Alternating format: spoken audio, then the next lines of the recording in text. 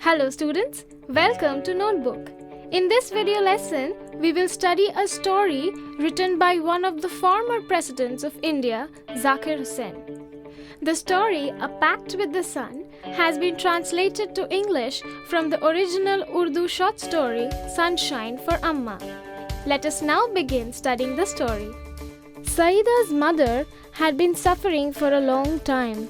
She was sick with fever, cough, body ache, etc.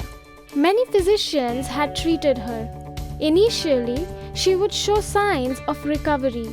However, soon after, she would fall sick again. Saida's mother soon became pale and weak. She was prohibited from eating normal food. In addition, she was limited to the confines of her small dark room with doors and windows closed. She got neither sunshine nor fresh air. When she felt very sick, her neighbors convinced her to consult a specialist. The doctor's fee was quite high. However, valuing life more than money, she sold a few things to pay the doctor's fee and cost of medicine. The doctor prescribed an expensive medicine. He told her she could eat anything from chapati and vegetables to milk and fruits. He also advised her to leave the dark room and inhabit a room with windows and doors opened. He told her to sit outside in the sun between 8 and 9 a.m. for fresh air and sunshine. The doctor's advice was favored by some of the neighbors, while others opposed it. The noisy neighbors quarreled over this.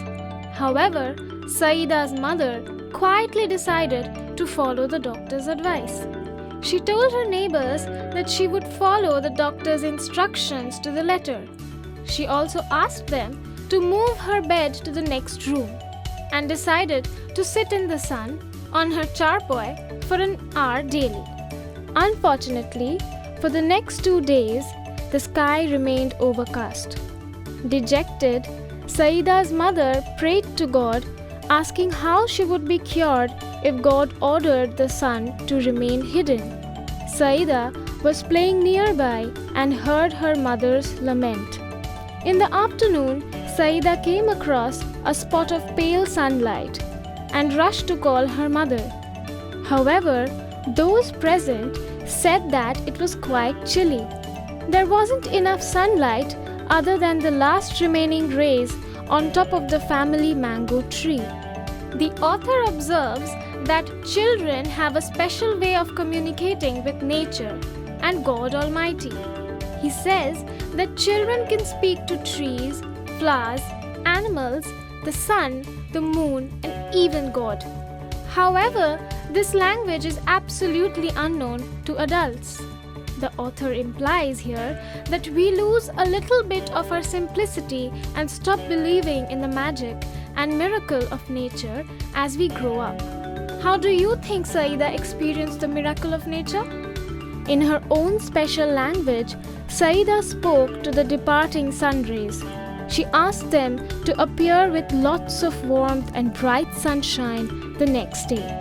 She spoke of her mother who required their help. The rays promised to be there at the fixed hour.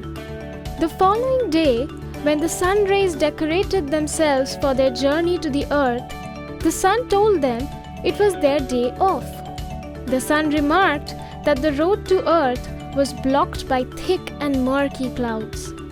The sun rays wanted to travel to earth for fun, but they remained silent. The sun ray, which had made a pact with Saida, said to the sun that she could not stay back as she had promised to help cure Saida's ailing mother. Soon, all the sun rays almost staged a revolt against their father. They said they could not imagine staying back as it would make them liars to the people of the earth. The sun, finally yielding, asked them to be careful of their clothes, as the clouds were mucky. The sun rays said that they could always change their clothes. Since they were already late, they rushed towards earth. The clouds were blocking the sun rays from reaching Saida's courtyard.